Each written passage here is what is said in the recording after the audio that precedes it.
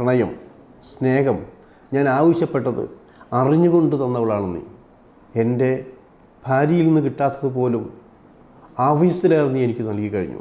സ്വർണ്ണക്കൂട്ടിൽ വളർത്തിയിരുന്ന എൻ്റെ പ്രിയപ്പെട്ട കിളി എന്നിൽ നിന്നും പറന്നുപോയിരിക്കുന്നു. ഞാനിനി ആർക്ക് വേണ്ടി ജീവിക്കണം? ഞാനും പോവുകയാണ്. ഒരു ഭർത്താവ് കേൾക്കാൻ പാടില്ലാത്ത എന്തൊക്കെയാണോ അതിൽ കൂടുതലാണ് ആ ചെറുപ്പക്കാരൻ കേട്ടത്. ഇവൻ സംസാരിക്കാതായപ്പോൾ ദിലീപ് നേരിട്ട് വിളിച്ച്, എടാ ഡാഷ് മോനെ, നീ എന്താടാ മറുപടി പറയാത്തത്? ഇനി എന്തിനാടാ ഇനിയും നീ അവളെ വെച്ചുകൊണ്ടിരിക്കുന്നത്? ഇങ്ങോട്ട് തിരിച്ചയക്കടാ. ഇനിയും നിനക്ക് വിശ്വാസമായില്ലെങ്കിൽ ഞാൻ നിനക്ക് കുറേ ഫോട്ടോസ് അയച്ചു തരാം, നീ അത് കണ്ട് ആസ്വദിക്കടാ. നമസ്കാരം. കാവ്യ ദിലീപ് ബന്ധം അത് ഏറെ ചർച്ച ചെയ്യപ്പെട്ടതാണ്. ഇപ്പോഴിതാ ഹേമ കമ്മിറ്റി റിപ്പോർട്ട് പുറത്തു വന്നതിന് പിന്നാലെയും ഈ വിഷയങ്ങളിലേക്ക് കൂടെ കണ്ണോടിക്കുകയാണ് എല്ലാവരും. എന്തുകൊണ്ടാണ് ഈ വിഷയങ്ങൾ ഉണ്ടാകാൻ മൂലകാരണമായിട്ടുള്ളത് എന്നതിലേക്കൊക്കെ ആളുകളുടെ ചിന്തകളും നോട്ടവും ഒക്കെ ഇറങ്ങി ചെല്ലുന്നുണ്ട്. ഇപ്പോൾ മുതിർന്ന പത്രപ്രവർത്തകനായിട്ടുള്ള രത്നകുമാർ പല്ലിശ്ശേരി പറയുകയാണ് കാവ്യയുടെ വിവാഹശേഷം എന്താണ് സംഭവിച്ചതെന്ന്. ദിലീപ് നിഷാലിനെ, കാവ്യയുടെ മുൻ ഭർത്താവായ നിഷാലിനെ ഭീഷണിപ്പെടുത്തിയത് എങ്ങനെയാണെന്ന്, അവിടെ നിന്ന് ഇറങ്ങാൻ വേണ്ടി കാവ്യ ചെയ്തു കൂട്ടിയ വിക്രിയകളെല്ലാം എന്തായിരുന്നു എന്നൊക്കെ വിശദീകരിച്ചു പറയുന്നു. കാവ്യയുടെ ഫോട്ടോകൾ തൻ്റെ കൈകളിലുണ്ട്, അത് ഞാൻ വേണമെങ്കിൽ നിനക്ക് അയച്ചു തരാം, ഇനിയും നീ അവളെ ഇങ്ങോട്ട് വിട്ടില്ലെങ്കിൽ അതുകൂടി ഞാൻ അയച്ചു തരുന്നുണ്ട് എന്ന് പറയുകയും നിഷാലിനെ ഭീഷണിപ്പെടുത്തുകയും ചെയ്തു. ഒടുവിൽ ദിലീപിന്റെ വാക്കുകേട്ട് കാവ്യയും നിഷാലിനെ തള്ളിക്കളയാൻ പുറപ്പെടുന്നു. മാത്രമല്ല ദിലീപ് ഒരിക്കൽ കാവ്യയെ പരീക്ഷിച്ച കാര്യം കൂടി പറയുന്നുണ്ട്. കാരണം ദിലീപ് വിഷം കഴിക്കാൻ ഒരുങ്ങി, അതിനനുസരിച്ച് കാവ്യയെ വിഷം കഴിച്ചു. പക്ഷേ ദിലീപിന് സംഭവിച്ചത് മറ്റൊന്നാണ്. ഇതറിഞ്ഞ കാവ്യ ആകെ പൊട്ടിത്തെറിച്ചു, വിഷമിതയായി, ആകെ എന്തു ചെയ്യണമെന്നറിയാത്ത അവസ്ഥയിലെത്തി. പിന്നീട് നടന്നതെല്ലാം വിവരണാതീതമായ കാര്യങ്ങളാണ്. എന്തായാലും ദിലീപ് കാവ്യയുടെ ആ ഫോട്ടോകൾ നിഷാലിന് അയച്ചു കൊടുത്തതും ബാക്കിയുള്ള സംഭവിച്ച കാര്യങ്ങളുമെല്ലാം അദ്ദേഹത്തിന്റെ വാക്കുകളിൽ നിന്ന് തന്നെ നമുക്കറിയാം. ആത്മഹത്യക്ക് ശ്രമിച്ച കാവ്യ അതിൽ നിന്ന് അത്ഭുതകരമായി രക്ഷപ്പെട്ടു. തനിക്ക് ചുറ്റും അച്ഛനും അമ്മയും നിൽക്കുന്നത് കണ്ടു. കാര്യങ്ങളെല്ലാം വളരെ വ്യക്തമായി. ആദ്യം ചോദിച്ചത് ദിലീപേട്ടൻ കണ്ണു തുറന്നോ എന്നാണ്. അവർക്ക് കാര്യം മനസ്സിലായില്ല. ദിലീപിന് എന്തു പറ്റി? ദിലീപേട്ടൻ ഞാനും ഒരുമിച്ചാണ് ആത്മഹത്യക്ക് ശ്രമിച്ചത്, ഒരേ സമയത്ത്. അദ്ദേഹത്തിന് എന്ത് പറ്റിയെന്ന് എനിക്കറിയില്ല, അതറിയാൻ വേണ്ടിയാണ് ഞാൻ ചോദിച്ചത്. ഈ കാര്യമൊന്നും വീട്ടുകാർക്ക് അറിയുമായിരുന്നില്ല. അവർ ദിലീപുമായി ബന്ധപ്പെട്ട സുഹൃത്തുക്കളെ വിളിച്ചു. അപ്പോൾ അവർ പറഞ്ഞു, അല്ല ദിലീപ് ഇവിടെയുണ്ട്, ദിലീപ് ഇവിടെ ലൊക്കേഷനിലുണ്ട്, ഇവിടെ അഭിനയിച്ചുകൊണ്ടിരിക്കുകയാണ് എന്ന് പറഞ്ഞു. അപ്പോഴാണ് കാവ്യയുടെ അച്ഛനും അമ്മയും അവളോട് ചോദിച്ചത്, അവൻ ആത്മഹത്യ ചെയ്യാമെന്ന് പറഞ്ഞു അല്ലേ? എടി മണ്ടി, നീ അവനെ വിശ്വസിച്ച് നീ ആത്മഹത്യക്ക് ശ്രമിച്ചു. നീ മരിച്ചിരുന്നെങ്കിലോ അവൻ രക്ഷപ്പെടുമായിരുന്നില്ലേ? അവൻ ആത്മഹത്യക്ക് ശ്രമിച്ചിട്ടില്ല, അവൻ ലൊക്കേഷനിൽ അഭിനയിച്ചുകൊണ്ടിരിക്കുകയാണ്. അത് കേട്ടപ്പോൾ കാവ്യ വല്ലാതായി. ശരിയാണ്, അമ്മ പറഞ്ഞു ശരിയാണ്, ഞാൻ മരിച്ചിരുന്നെങ്കിലോ?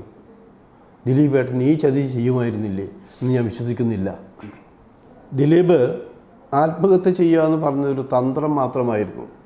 അത് ഏതെങ്കിലും രീതിയിൽ കാവ്യ വിസമ്മതിക്കുകയാണെങ്കിൽ ഒരു അവസാന ശ്രമം അത്രയേ ദിലീപിൻ്റെ ഭാഗത്തുനിന്ന് ഉണ്ടായിട്ടുള്ളൂ. കാരണം പാവം ചില സ്ത്രീകൾ അങ്ങനെയാണ്. അവർ മനസ്സലയും, അവരെ ഹൃദയമലയും, കണ്ണടച്ച് വിശ്വസിച്ചിരുന്നവരുടെ വാക്കുകൾ വിശ്വസിക്കും. അത് ചില സ്ത്രീകളുടെ പ്രത്യേകതകളാണ്. അത്തരം പ്രത്യേകതകളുള്ളൊരു യുവതിയാണ് കാവ്യ. അതുകൊണ്ടാണ് ദിലീപ് ആത്മഹത്യ ചെയ്യും എന്ന് തീരുമാനിച്ച നിമിഷം കാവ്യയും ആത്മഹത്യക്ക് ശ്രമിച്ചതെന്ന് ആലോചിക്കണം. എന്തായാലും ഭാഗ്യം കൊണ്ട് കാവ്യ രക്ഷപ്പെട്ടു. ഇക്കാര്യം വളരെ രഹസ്യമാക്കി വെച്ചു കാവ്യയുടെ വീട്ടുകാർ.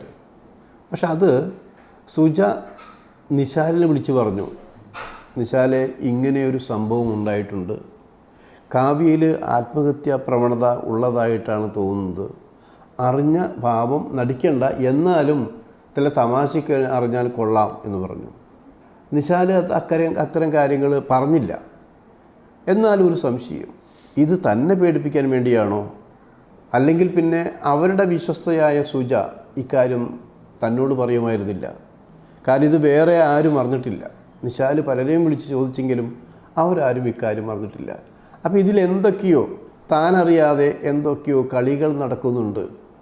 ഇത് ആർക്ക് വേണ്ടിയാണ്, എന്തിനു വേണ്ടിയാണ്? ഇഷ്ടമില്ലെങ്കിൽ കല്യാണം വേണ്ടാന്ന് വെച്ചാൽ പോരെ എന്നാണ് നിശാൽ ചിന്തിച്ചത്. കാവ്യ ദിലീപിനെ വിളിച്ചിട്ട് ഒറ്റ ചോദിച്ചുള്ളൂ. എന്നെ ചതിക്കാനായിരുന്നു അല്ലേ ദിലീപേട്ട? ഞാൻ മരിച്ചാൽ നിങ്ങൾക്കെന്താ? ഞാൻ വേറെ ആളെ കല്യാണം കഴിക്കാൻ പോകുന്നു കേട്ടപ്പോൾ നിങ്ങൾ ആത്മഹത്യയൊന്നിന് പേടിപ്പെടുത്തി. നിങ്ങളോടൊപ്പം വരാൻ വേണ്ടി ഞാനും ആത്മഹത്യ ശ്രമിച്ചു. ഞാൻ വെറും മണ്ടി. ഭാഗ്യം കൊണ്ട് അല്ലെങ്കിൽ എൻ്റെ അച്ഛൻ്റെയും അമ്മയുടെയും പ്രാർത്ഥന കൊണ്ട് ഞാൻ രക്ഷപ്പെട്ടു. ദിലീപ് അത്രയും വിചാരിച്ചില്ല. നീ ഒരു സത്യമുള്ള പെണ്ണാണ്, നീ നല്ല പെണ്ണാണെന്ന് എനിക്കറിയാം. പക്ഷെ ഞാനൊരു തമാശ പറഞ്ഞതല്ലേ.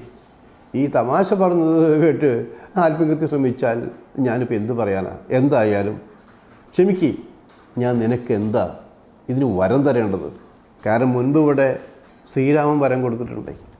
ആ വരം പോലെ ഞാൻ ചോദിച്ചു, നിനക്ക് എന്ത് വരമാണ് വേണ്ടത്? എനിക്കൊരു വരവും വേണ്ട.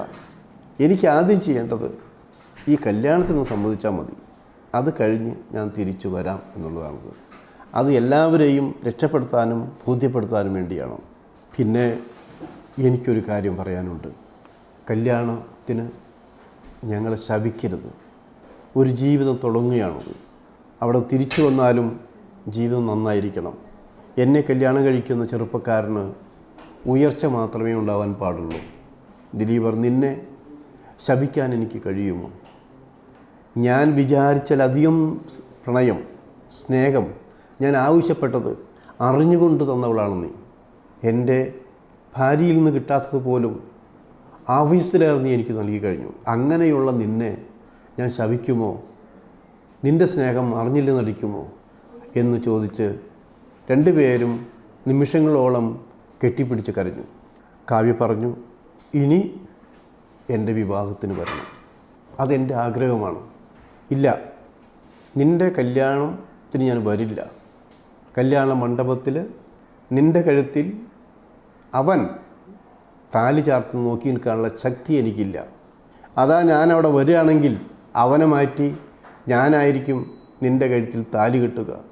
അങ്ങനെ രംഗം സൃഷ്ടിക്കണോ? വേണ്ട, എല്ലാം ഭംഗിയായി നടക്കട്ടെ. ഞാനില്ലെങ്കിലും നീ കുറച്ച് സമയത്തെങ്കിലും സന്തോഷവതിയാവൂ.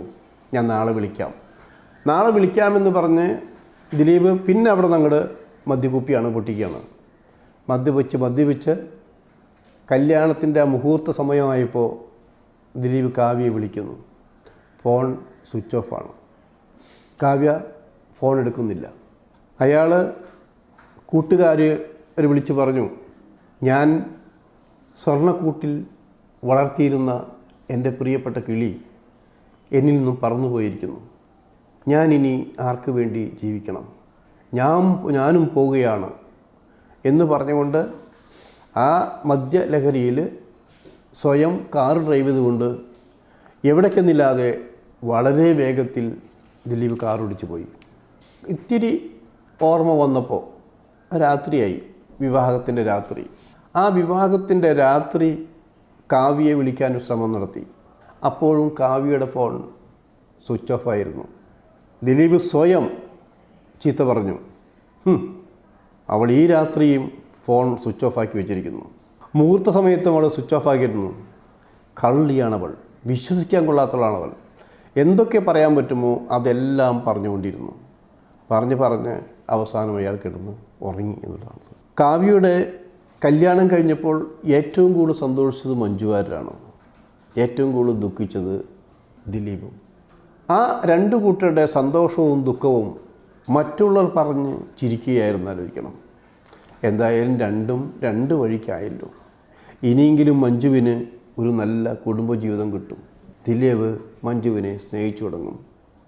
അപ്പോൾ അവരിൽ തന്നെ ചിലർ പറഞ്ഞു, എന്ന് നമുക്ക് ആശ്വസിക്കാം.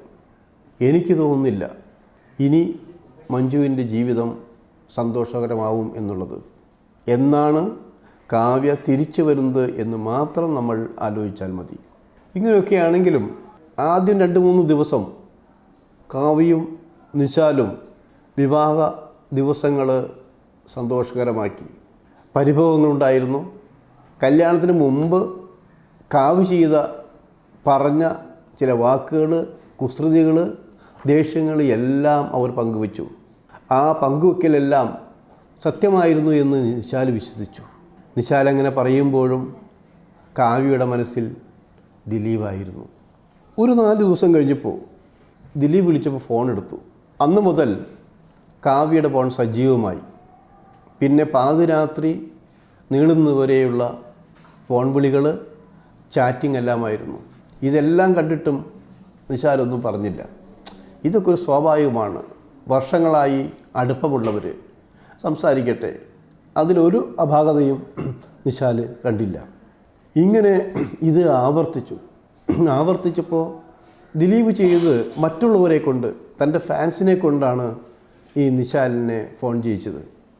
ആ ഫോൺ വിളിച്ചുകൊണ്ട് ഒരു ഭർത്താവ് കേൾക്കാൻ പാടില്ലാത്ത എന്തൊക്കെയാണോ അതിൽ കൂടുതലാണ് ആ ചെറുപ്പക്കാരൻ കേട്ടത്. ഇതെല്ലാം കേട്ട് ഒന്നും സംസാരിച്ചില്ല. ഇവൻ സംസാരിക്കാതായപ്പോൾ ദിലീപ് നേരിട്ട് വിളിച്ച്, എടാ ഡാഷ് മോനെ, നീ എന്താടാ മറുപടി പറയാത്തത്? എൻ്റെ ഫാൻസിൻ്റെ ആൾക്കാരാടാ നിന്നെ വിളിച്ചത്. അവർ പറഞ്ഞതെല്ലാം നീ കേട്ടില്ലേ? ഇനി എന്തിനാടാ ഇനിയും നീ അവളെ വെച്ചുകൊണ്ടിരിക്കുന്നത്? ഇങ്ങോട്ട് തിരിച്ചയക്കടാ. ഇനിയും നിനക്ക് വിശ്വാസമായില്ലെങ്കിൽ ഞാൻ നിനക്ക് കുറേ ഫോട്ടോസ് അയച്ചു തരാം, നീ അത് കണ്ട് ആസ്വദിക്കടാ എന്ന് പറഞ്ഞു. അപ്പോൾ നിശാൽ പറഞ്ഞു, ദിലീപേട്ട, ഇനിയെങ്കിലും ഞങ്ങൾ വെറുതെ വിട്. ഇന്നലെ വരെ എന്തായിരുന്നു എന്ന് ഞാൻ അന്വേഷിച്ചിട്ടില്ല, ചോദിക്കുന്നില്ല, എനിക്കറിയേണ്ട ആവശ്യമില്ല. ഞങ്ങളെ വെറുതെ വിട്. ഞങ്ങളൊരു ജീവിതം തുടങ്ങിയിരിക്കുകയാണ്.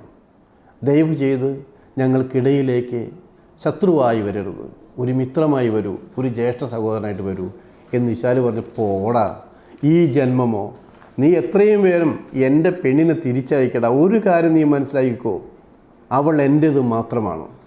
ആ അവകാശം നിനക്കൊരിക്കലും സ്വന്തമാക്കാൻ കഴിയില്ല. പെട്ടെന്ന് അവളെ തിരിച്ചയക്കുക. നീ തിരിച്ചയച്ചെങ്കിൽ എൻ്റെ പെണ്ണ് എന്നെ തേടി ഇങ്ങോട്ട് വരും. ശരിക്കും പ്രശ്നങ്ങൾ തുടങ്ങിയത് ഇവർ കുവൈറ്റിൽ താമസം തുടങ്ങിയപ്പോഴാണ്. ആ കുവൈറ്റിൽ താമസം തുടങ്ങിയപ്പോൾ 2 മാസം മാത്രമാണ് കാവ്യയും നിശാലും തമ്മിൽ ഒരുമിച്ച് താമസിച്ചിട്ടുള്ളൂ. അതിൽ 1 മാസത്തോളം, ആദ്യത്തെ 1 മാസത്തോളം കാവ്യയുടെ അച്ഛനും അമ്മയും കുവൈറ്റിൽ ഇവരോടൊപ്പം ഉണ്ടായിരുന്നു. മകൾക്ക് വല്ല പ്രശ്നങ്ങളുണ്ടെങ്കിൽ അറിയാൻ വേണ്ടിയിട്ടാണത്. കാര്യം ദിലീപിൻ്റെയും കാവ്യയുടെയും പ്രശ്നങ്ങൾ അവർക്കറിയാം. അതിൻ്റെ എന്തെങ്കിലും പ്രോബ്ലംസ് ആ വീട്ടിലുണ്ടോ, തങ്ങളുടെ മകൾ സുരക്ഷിതയല്ലേ, അറിയാതെ അവളുടെ വായിൽ നിന്ന് മറ്റെന്തെങ്കിലും വീഴുമോ, അതായത് മകളെ അവിടെയും ഭർത്താവിൻ്റെ വീട്ടിലും സംരക്ഷിച്ചുകൊണ്ട് ആ അച്ഛനും അമ്മയും 1 മാസം തള്ളി നീക്കി. അവരവിടെ താമസിക്കുമ്പോഴും കാവ്യ ദിലീപിന് ചെയ്യുന്ന പ്രണയ വാക്കുകൾ, ചാറ്റിങ്, ഇതിലൊരു കുറവുണ്ടായിരുന്നില്ല. അവരത് വേണ്ടാന്ന് പറയുകയോ ജീവിതം സുരക്ഷിതമാക്കണമെന്ന് ഒന്നും ഉപദേശിച്ചില്ല. കുറേ കഴിഞ്ഞ് ഇത് സഹിക്കാൻ വയ്യാതായപ്പോൾ നിശാൽ പറഞ്ഞു, ഇതൊന്ന് കുറച്ചുകൂടെ എന്നുള്ളതാണ്.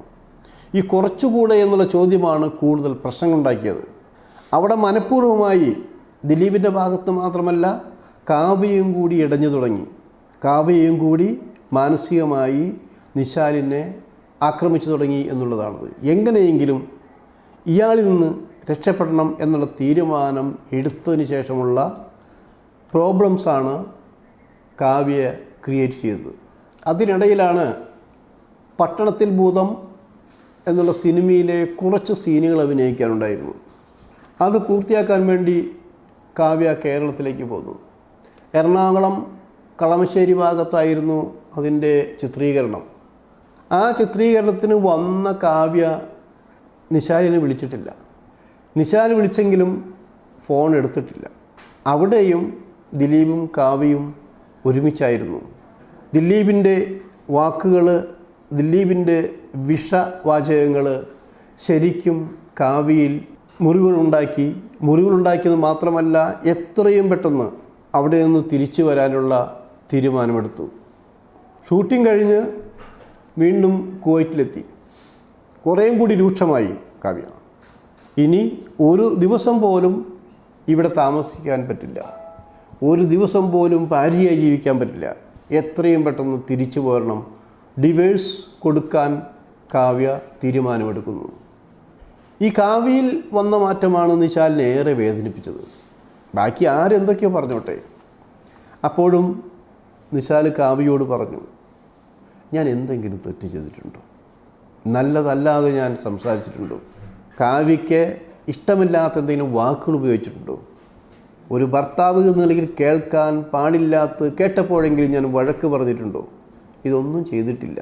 എനിക്കൊന്നേ പറയാനുള്ളൂ കാവ്യ, ഇനിയെങ്കിലും നിനക്ക് ഇഷ്ടമില്ലെങ്കിൽ നമുക്ക് സന്തോഷത്തോടെ പിരിയാലോ. എത്രയോ പേര് വേർപിരിഞ്ഞതിന് ശേഷം നല്ല ഫ്രണ്ട്സായി ജീവിക്കുന്നു. നമുക്കും അങ്ങനെയാകാം. എനിക്കതിൽ യാതൊരു എതിർപ്പുമില്ല. അതൊന്നും കാവ്യയ്ക്ക് മനസ്സിലായില്ല. കാവ്യ അത്തരം ഒരു അനുരഞ്ജനത്തിനല്ല ശ്രമിച്ചത്, പ്രശ്നങ്ങൾ ഉണ്ടാക്കാനാണ് ശ്രമിച്ചത്. ആ പ്രശ്നങ്ങൾ ഉണ്ടാക്കിക്കൊണ്ട് വീട്ടുകാരെ ഇവരെ നിശാലിനെ കുറ്റപ്പെടുത്തിക്കൊണ്ട് മറ്റുള്ളവരുടെ സ്നേഹവും പ്രീതിയും എല്ലാം തന്നിലേക്ക് മാത്രം ലഭിക്കണമെന്ന് തീരുമാനമെടുത്തുകൊണ്ടുള്ള പ്രവർത്തനങ്ങളാണ് നടത്തിയത്, മുന്നോട്ട് നീങ്ങിയത്. ഇതിന് ഒരു അവസാനം വേണം എന്ന് നിശാൽ തീരുമാനിച്ചു. കാര്യങ്ങളെല്ലാം കാവ്യയുടെ അച്ഛനുമായി സംസാരിച്ചു, അച്ഛനും അമ്മയുമായി സംസാരിച്ചു. പക്ഷേ അവർ രണ്ടുപേരും ദിലീപിനെയും കാവ്യയെയും ന്യായീകരിച്ചാണ് സംസാരിച്ചത്. എൻ്റെ മകള് കുറേ കാര്യങ്ങൾ ഞങ്ങളെ വിളിച്ചു പറഞ്ഞു. ഞങ്ങൾ അവിടെ ഒന്ന് താമസിച്ചപ്പോൾ വലിയ പ്രശ്നങ്ങളൊന്നും ഉണ്ടായിരുന്നില്ല. ഞങ്ങൾ കുവൈറ്റിൽ നിന്ന് പോകുന്നതിന് ശേഷം നീയും നിൻ്റെ വീട്ടുകാരും എൻ്റെ മകളെ ശരിക്കും ടോർച്ചർ ചെയ്യായിരുന്നു. അവൾ അറിയാത്ത കാര്യങ്ങൾ, അവൾ ചെയ്യാത്ത തെറ്റുകൾ, ഇതൊക്കെയാണ് നിങ്ങൾ പറഞ്ഞുകൊണ്ടിരുന്നത്. അപ്പോൾ നിശാൽ സത്യം ചെയ്തു, ഇല്ലാച്ചാ ഞാനൊന്നും പറഞ്ഞിട്ടില്ല, അതെല്ലാം കാവ്യ കള്ളമാണ് പറയുന്നത്. എൻ്റെ മകൾ കള്ളം പറയില്ല.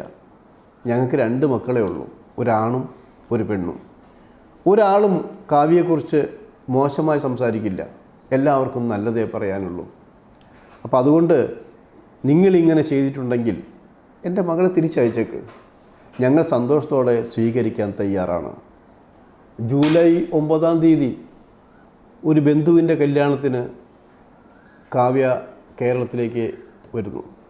കാവ്യയുടെ കൂടെ നിശാൽ പോകാൻ ആഗ്രഹിച്ചെങ്കിലും കാവ്യ സമ്മതിച്ചില്ല. തനിച്ചാണ് പോകുന്നത്. കല്യാണത്തിന് വന്ന കാവ്യ തിരികെ പോയില്ല. ജൂൺ 9 കല്യാണത്തിന് വന്ന കാവ്യ എറണാകുളത്ത് താമസമാക്കി. ജൂലൈ 5 നിശാലിൻ്റെ ബർത്ത്ഡേ ആണ്. കല്യാണം കഴിഞ്ഞ് ആദ്യത്തെ ബർത്ത്ഡേ.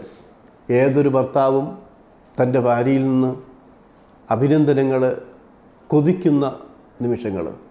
ആ ദിവസം നേരത്തെ എണീറ്റ് നിശാൽ കാവ്യയുടെ ഫോൺ കാത്തിരുന്നു. ഒരു ഫോണും വന്നില്ല. ഉച്ച കഴിഞ്ഞപ്പോൾ നിശാൽ കാവ്യയെ വിളിച്ചു. കാവ്യ ഫോണെടുത്ത്, എന്താ വിളിച്ചേ? ഇന്ന് എൻ്റെ ബർത്ത്ഡേ ആണ്. ആദ്യത്തെ ബർത്ത്ഡേ ഒന്നും അല്ലല്ലോ, മുമ്പും ആഘോഷിച്ചിട്ടില്ലേ? എനിക്ക് ഈ ബർത്ത്ഡേയിലൊന്നും വിശ്വാസമില്ല. ഓക്കെ, ഞാൻ അറിയിച്ചു എന്ന് മാത്രം. ഇനി എന്നെ വിളിക്കണ്ട.